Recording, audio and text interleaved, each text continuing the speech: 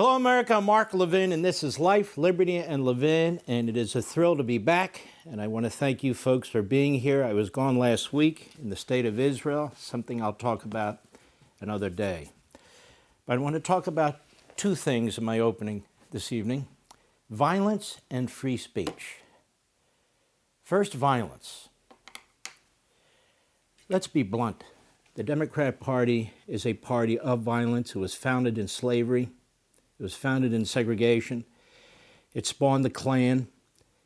It pushed eugenics, separate but equal, Jim Crow. It is a violent party with a violent past. The 1960s riots, the New Left, and the violence of these students' movements all comes out of the Democrat Party. That's who they are. And when you listen to them today, they sound exactly the same way, if not worse. I want to talk about this. And then I want to talk about free speech. I wrote in my book on power, chapter 4, it really is prescient in so many ways. The pursuit and maintenance of negative power requires the utilization of negative techniques of communication, including manipulation, deception, repetition, deceit, concealment, distraction, and fear-mongering, in language that is intimidating, self-serving, and orchestrated. It is an approach that seeks to arouse prejudices and stifle independent thought. The purpose is to exert power over language and to control the population without moral reservations. Indeed, morality itself is said to be relative and nothing but an abstraction, concealing the rot of open societies and democracies and obfuscating the exploitation of the people. In the political context, when language is applied this way, it strikes at a central part of the democratic system, denying we, the people, the body politic information with which to make knowledgeable, qualitative, and collective decisions. Of course, this is the intention of its practitioners. Moreover, communication of this sort exists for the purpose of arousing and angering the citizenry and exhorting them to action that is destructive of the existing society and our own lives and lifestyles in service to the demagogue and his aims. Is that not what's happening, America? Let's dig a little bit further. I write in the book on chapter 4 about Agitprop. What is Agitprop? Well, Vladimir Lenin wrote about it in 1902 in a pamphlet, The Combination of Agitation and Propaganda.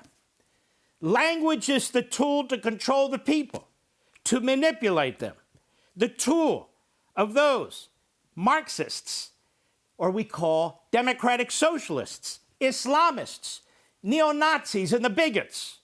Sloganeering, repetition, just pounding these false beliefs into the public as much as you possibly can. Create obedience, create followers. It is organized propaganda intended to empower those who use it. That's why they say the same thing, whether it's the Marxist Islamist left or the bigots and the neo-Nazis on the right. Totalitarians use it, and not just totalitarians, even modern-day politicians. What do? To create hints of violence against non-believers. Hints of violence, if not flat-out statements about violence. Veiled threats. It employs extreme and absurd predictions. The elimination of democracy. Hitler. Why?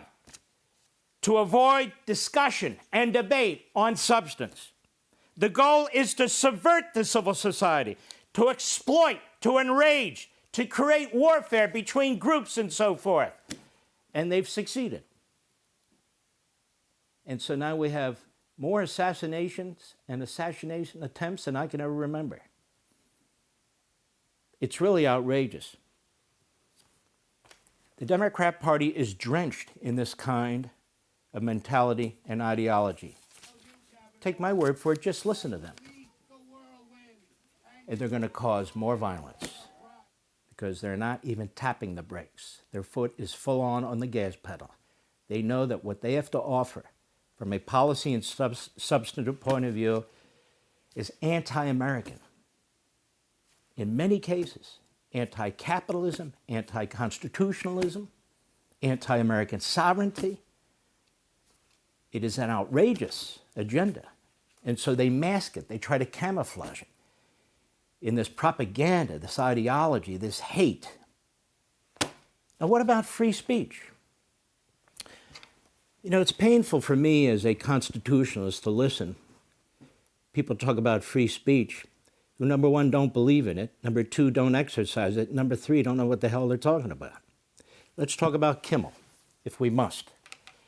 To be clear, the Kimmel suspension was never a battle over free speech or government control of speech.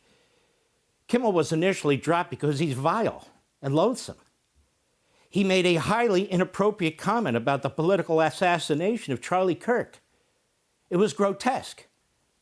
It is Charlie Kirk who was murdered because of his free speech. Did Kimmel even talk about that? No. He blamed Kirk supporters for his murder.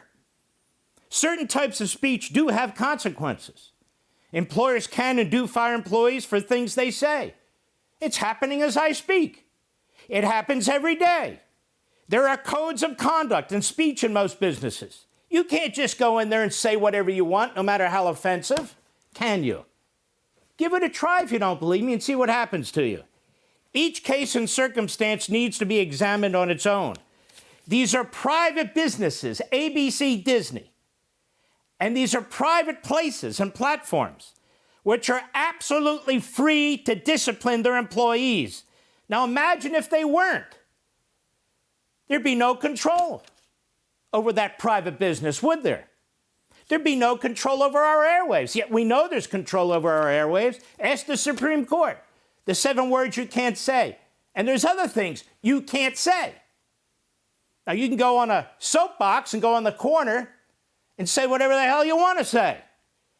But there's certain things you cannot say in certain places.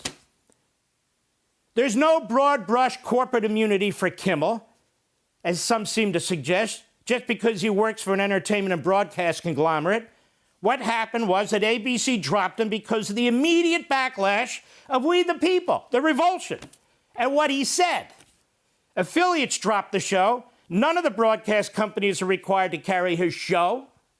And let us be clear, the chairman of the FCC, he had no role at all in any of it, no matter what he said or didn't say. He didn't do a damn thing. And it takes 3 commissioners to do something. That is camouflage. That is a farce. There was no government action whatsoever. There's no First Amendment issue then. So this isn't about the First Amendment. It's funny, they like the First Amendment, don't they? The left and the Democrats? No, they hate that too, like the Second and the rest of them, and I'll get to that in a minute. Now, ABC's Democrat boss, who has all but destroyed Disney, most of you can't even afford to go to these Disney locations anymore. You got to take out a second mortgage on your home to go to any of the parks.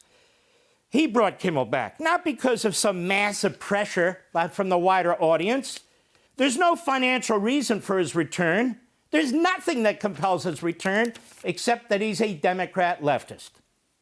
He's being brought back because he's a liberal propagandist, loved by the Democrat Party activists, loved by Hollywood, loved by the Democrat Party media, and the pressure they put on ABC. Free speech is crucial to countering the government and those in power. It is crucial to sharing information so we can make decisions as a people. I've written about it in 11 books. I've written about it in my current bestseller, On Power. Every true patriot should believe in it and demand it. This has nothing to do with that. Zero. Indeed, it is twisted to argue that Kimmel, who used his national corporate network platform to lie about the assassination of Charlie Kirk, is somehow a victim of anything but his own big mouth, hatred, and narcissism. If ABC had stuck to its original decision and kept him off their network, he would have many other avenues to continue to spew his poison and hate.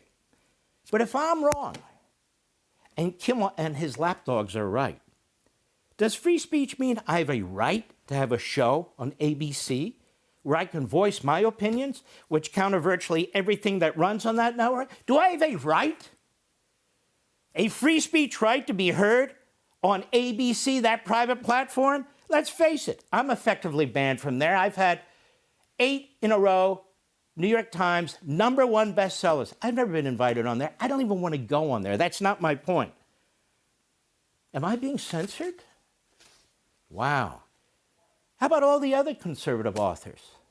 How about all the guests who are not conservative, who are on all these comedy stations and comedy shows? Are they kidding me? How about the lack of conservatives at commencement addresses? We could go on and on and on about their phony free speech. The left is everywhere. The Marxists are everywhere. The Islamists are everywhere. It's you and me, we the people, who don't have platforms in these left-wing institutions. I would also respectively suggest that some of my conservative friends who are participating in this sham, cut it out. It won't protect you from the left, who don't give a damn about actual free speech when it comes to you. Did not the 4 years of the Biden regime teach you anything? You will not buy peace from these people by playing along with the Kimmel farce or any of their farces. They actually despise our Constitution. They have spent years attacking the Constitution, attacking the men who wrote the Constitution, attacking the men who ratified the Constitution, attacking the Supreme Court justices who try and uphold the Constitution. They don't believe in the Constitution. They only wave it around when they think it'll help them. And then, a couple days ago, I come across a newspaper that calls itself USA Today. It mostly has colorful pictures. And here's one of the headlines above the fold: Trump faces free speech backlash. Excuse me? Trump? It's Trump again? Trump, oh yes, yeah, oh, I forgot the dictator. He doesn't believe in free speech, right, ladies and gentlemen? Let's go through some history as quickly as I can. Remember our dear friend Rush Limbaugh? He was one of my best friends, my mentor. I seem to recall the free speech influencers hated him and tried to get him off radio every damn day. In fact, they tried to destroy conservative talk radio. Obama had a whole plan to get rid of it, and he wasn't the first. They tried to get rid of conservative talk radio. They tried to get rid of Rush Limbaugh. Honestly, they tried to get rid of Sean Hannity. They've tried to get rid of me. Free speech. Remember when the Democrats in Congress wrote Comcast and the other cable platforms to try and deplatform Fox? Remember that? That's government intervention. That's a violation of the First Amendment. I don't remember the media coming to the defense of Fox, Rush Limbaugh, conservative talk radio. I don't remember any of their comics doing that. Do you? No, you don't, because they didn't. Let's go on. Biden Department of Justice weaponized FACE Act to imprison pro-life activists, attorney tells the House. These were pro-life activists, many of them old ladies, who weren't violent, who were protesting in front of abortion clinics. Remember what Biden did? Put handcuffs on them, prosecuted them to the fullest extent of the law, threw them in prison. Donald Trump came in and pardoned them. 23 of them. Wow. Free speech, America. What about that one? Let's take a look at another one, New York Post. Extent of FBI's targeting of radical traditional Catholics, that's what they called you Catholics out there, greater than Biden officials claimed, reveals Senator Grassley. How do you like that? Documents released by Senator Grassley appear to contradict former FBI Director Christopher Wray. What a loser he was. Christopher Wray claimed that a controversial 2023 memo targeting radical traditionalist Catholics was a one-off, the work of a single bureau field. Well, they found out there was at least 13 additional documents targeting pro-lifers to shut them down, targeting faithful Catholics, targeting them. Oh, there's more. National Review Online. FBI spent a year preparing platforms to censor Biden's story. The laptop. Withheld information on laptops availability. The FBI spent the better part of a year preparing social media platforms to censor the Hunter Biden laptop story. Withheld information from the companies when they wanted to know whether or not the laptop was authentic. Free speech, anybody? First Amendment, anybody? I didn't hear Kimmel talk about that, did you? Or Colbert? Or the other miscreants and malcontents? NPR. Trump loses bid to lift New York gag order in response to Harris's campaigning. Did you hear the civil libertarians, the First Amendment types say, he's a defendant in this lawsuit and he can't speak to the American people in the middle of a presidential campaign? What about that in the First Amendment? No, he deserved it. He's the threat, according to USA Today. Oh, I've got more. Remember this memo? Ooh. From Merrick Garland, or Meritless Garland. Remember this? Remember it was a phony photo? They decided to put it together with the help of the national school boards and the teachers' unions, targeting parents at school board meetings, threatening them, threatening to imprison them. It was all of federal government. This was written for the FBI. It was Executive Office of U.S. Attorneys, Assistant Attorney General for Criminal Division, Assistant Attorney General that handles national security. And they want to coordinate with their state and local partners against the American people, the parents. That's a violation of the First Amendment. What did the Democrats say? They cheered it on. Here I have another report from the Biden regime. Big tech changed their content moderation policies because of the Biden White House pressure. Oh, it goes on and on. If you're interested, it's on the internet for the whole world to read. What else? The Biden White House's censorship campaign targeted true information, satire, other content that don't violate the platform policies. Biden White House's censorship campaign had a chilling effect on other speech. Oh, it goes on. The White House had leverage because the companies, the platform companies, had other policy concerns involving the Biden administration. The Biden White House pushed censorship of books, not just social media. Look, YouTube was threatened. They were all threatened by the Biden regime. Democrats were thrilled. Democrats were involved. So were you in the media. Wow, here I have an opinion from the United States Supreme Court. Ladies and gentlemen, I've got this much. This much. This much. The case of Murphy versus Wisconsin. Now, to cut to the chase, this was an injunction. The Supreme Court 6-3 said, no, we're not going to uphold the injunction. Injunction about what? The lower court and the circuit court ruled that the Biden administration's attempt to control social media platforms was unconstitutional, that the plaintiffs would likely prevail, so they upheld the injunction to stop the Biden regime from doing it. But the Supreme Court, including Roberts and Barrett, said, no, they made a technical argument that was absurd about standing in the injunction, but the dissenters, the three greatest, Thomas, Alito, and Gorsuch, this case involves what the district court termed a far-reaching and widespread censorship campaign conducted by high-ranking federal officials against Americans who expressed certain disfavored views about COVID-19 on social media. This was the debate about the vaccines. I'm not done. Remember Barack Milhouse Benito Obama, a.k.a. Barack Obama? Remember him? Remember what he did to the Tea Party? The IRS admitted that when social welfare groups with the terms Tea Party or Patriot in their names applied for 501c4 tax-exempt status, IRS agents targeted them for extra legal scrutiny to ensure that they were not engaged in politicking. In other words, they tried to shut down the Tea Party. Obama said, I had nothing to do with it. Of course, he never has nothing to do with anything. Like he tried to take out Trump.